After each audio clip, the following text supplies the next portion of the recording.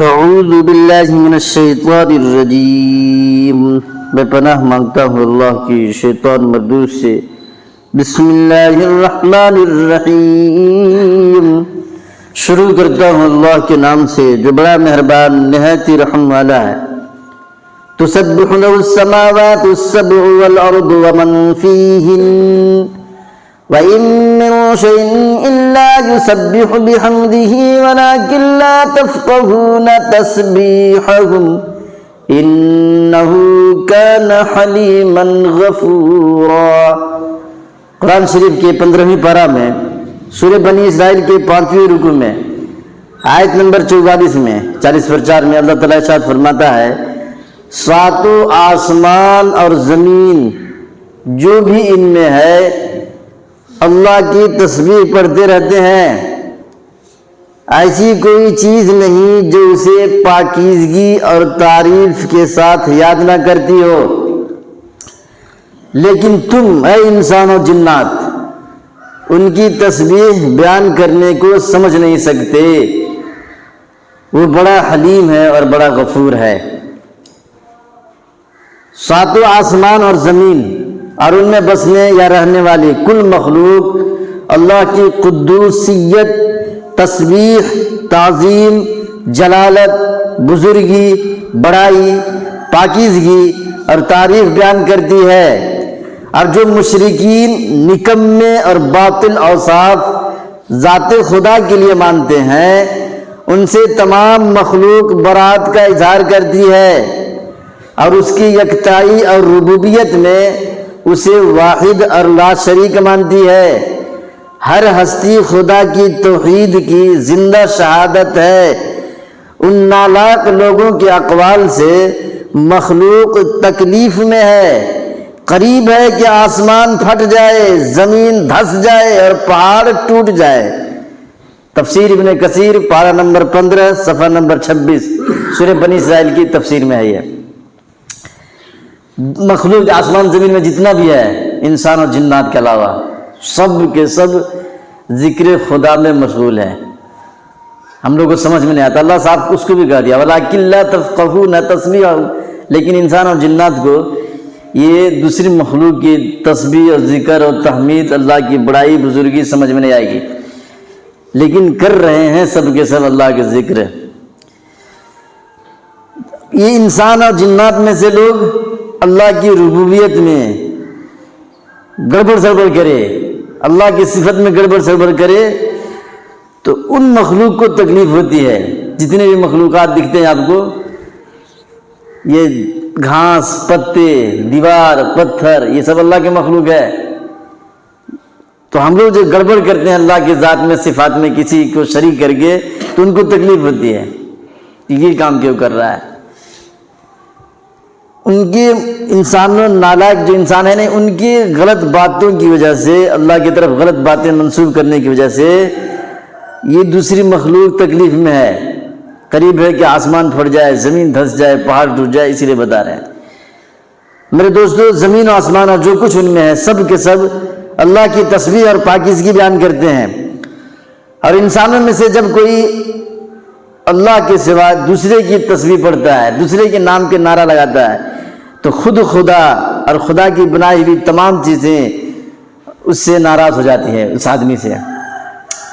قرآن شریف کے 22ویں پارہ میں سورہ احزاب کے 6 رکوع میں آیت نمبر 41 میں 40/1 میں اللہ تعالیٰ ارشاد فرماتا ہے، اے ایمان والو تم اللہ کی خوب کثرت سے یاد کرو، اللہ کی ذکر کرو، اللہ کو کثرت سے یاد کرتے رہو۔ اللہ کو کثرت سے یاد کرنے کا مطلب ہے کہ آدمی کی زبان پر ہر وقت زندگی کے ہر معاملے میں کسی نہ کسی طرح اللہ کا نام آتا رہے۔ یہ کیفیت آدمی پر اس وقت طاری ہوگی جب اس کے دل میں اللہ کا خیال بس گیا ہو، انسان کے شعور سے گزر کر اس کے تحت شعور اور لاشعور تک بس گیا ہو۔ جب یہ خیال گہرائی میں اتر جائے گا تبھی اس کا یہ حال ہوتا ہے کہ جو کام اور جو بات بھی وہ کرے گا اس میں اللہ کا نام ضرور آئے گا۔ کھائے گا تو بسم اللہ کہہ کے، فارغ ہوگا تو الحمدللہ کہے گا، سوئے گا تو اللہم بسمک اموت و احیا کہہ دے گا، اٹھے گا تو کہے گا الحمدللہ الذی احیانا بعدما اماتنا و الیہ النشور۔ بات چیت کرے گا تو بار بار اس کی زبان پہ اللہ کا نام آئے گا، بسم اللہ، الحمدللہ، انشاءاللہ، ماشاءاللہ، ایسے ہی نکلے گا۔ اسی طرح کے دوسرے کلمات نکلتے رہیں گے۔ اپنے ہر معاملے میں اللہ سے مدد مانگے گا، ہر نعمت ملنے پر اس کا شکریہ ادا کرے گا، ہر آفت آنے پر اس کی رحمت کا طلبگار ہوگا، ہر مشکل میں اسی کی طرف رجوع کرے گا، ہر برائی کے موقع آنے پر اسی سے ڈرے گا، ہر غلطی سرزد ہو جانے پر اسی سے معافی مانگے گا، ہر حاجت پیش آنے پر اسی سے دعا مانگے گا، غرض اٹھتے بیٹھتے اور دنیا کے سارے کام کاج کرتے ہوئے اسی خدا کا ذکر کرے گا۔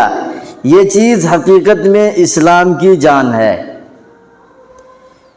دوسری جتنی عبادتیں ہیں ان کے لیے بہرحال کوئی وقت ہوتا ہے جب وہ ادا کی جاتی ہے، اور انہیں ادا کر چکنے کے بعد آدمی فارغ ہو جاتا ہے، لیکن یہ وہ عبادت ہے جو ہر وقت جاری رہتی ہے، اور یہی انسان کی زندگی کا مستقل رشتہ اللہ اور اس کی بندگی کے ساتھ جوڑے رکھتی ہے۔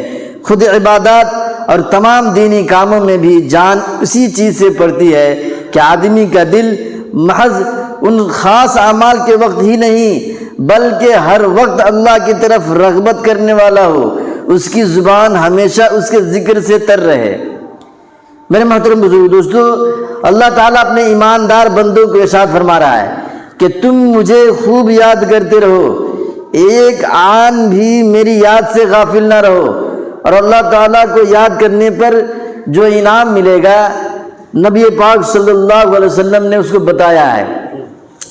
حضرت ابو ذر رضی اللہ تعالیٰ عنہ کہتے ہیں کہ حضور صلی اللہ علیہ وسلم نے فرمایا کہ کیا میں تم کو وہ کلمہ بتا دوں جو اللہ کے نزدیک سب سے زیادہ عزیز اور محبوب ہے؟ میں نے عرض کیا یا رسول اللہ صلی اللہ علیہ وسلم ضرور بتلائیے۔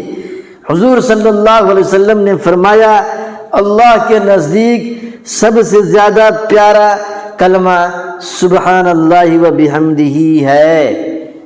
سبحان اللہ و بحمدہ ایک دم بالکل آسان ہے اور پڑھ بھی سکتے ہیں، سبحان اللہ و بحمدہ۔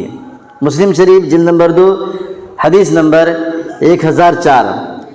میرے محترم بزرگ دوستو، ہندوستان کی جہالت نے بعض مسلمانوں کو اس قدر جاہل بنا دیا کہ اپنے آپ کو عاشق رسول کہتے ہیں، محبت کا دعویٰ کرتے ہیں، اور جو کام حضور صلی اللہ علیہ وسلم نے کیے اور کرنے کا حکم بھی دیا اس کو نہیں کرتے، جس کام کو امام الانبیاء نے کیا اور کرنے کا حکم بھی دیا وہ نہیں کرتے، اور جو جیب بھرو پیر اور پیٹ بھرو مولوی، جیب بھرو پیر صاحب آتے ہیں، صاحب پیسہ لینے، پیسہ لیتے ادھر بھی ڈالتے ادھر بھی ڈالتے ادھر بھی ڈالتے، ایک چھوٹا سا بیگ رہتا ہے اس میں بھی ڈالتے، یہ جیب بھرو پیر ہے، اور پیٹ بھرو مولوی، چہلم 10واں 20واں یہ سب مولوی صاحب کا نکالا ہوا ہے، رسول اللہ کا نہیں، مولوی صاحب کا نکالا ہوا ہے۔ سمجھ میں آ رہی بات؟ تو یہ پیٹ بھرو مولوی اور جیب بھرو پیر صاحب، یہ جو کہہ دیں گے عمل شروع ہو جاتا ہے۔ جو نبی نے کہا اور کیا وہ کرتے نہیں، اور جیب بھرو پیر اور پیٹ بھرو مولوی کہہ دیتا ہے، اس پر چلنے لگتا ہے، شریعت کو چھوڑ کر اپنی نفسانیت پر چلتے ہیں، اور ذرہ برابر بھی نہیں سوچتے کہ حضور پاک صلی اللہ علیہ وسلم خود بھی بیٹھتے لیٹتے چلتے پھرتے صرف ایک اللہ کو یاد کرتے تھے۔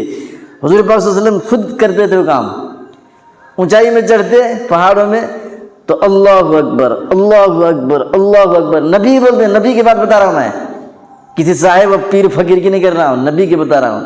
نیچے اترتے کہیں راستے میں چلتے ہوئے ڈھلان رہتا تھا تو سبحان اللہ سبحان اللہ سبحان اللہ، سونے جاتے تو اللہم بسمک اموت و احیا اللہم قنی عذابک یوم تبعث عبادک، سو کے اٹھتے حضور پاک صلی اللہ علیہ وسلم الحمدللہ الذی احیانا بعدما اماتنا و الیہ النشور، یہ نبی کے بتا رہا ہوں، کسی صاحب اور پیر اور فقیر کی نہیں بات کر رہا میں، تو نبی یہ خود کام کرتے تھے اور کرنے کا حکم بھی دیا ہے، ہم لوگ نہیں کرتے وہ، تو ہم لوگ دوسرا کرتے ہیں، یا غبن شاہ یا جلال شاہ یا مشکل کشا یا غوث المدد، یہ کس نے کہا بھائی؟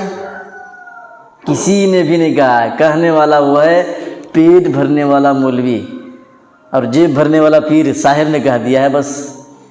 نبی نے جو کیا ہے اس میں کمال ہے، اس میں فائدہ ہے، دنیا میں بھی کامیاب ہو جائے گا، آخرت میں بھی کامیاب ہو جائے گا۔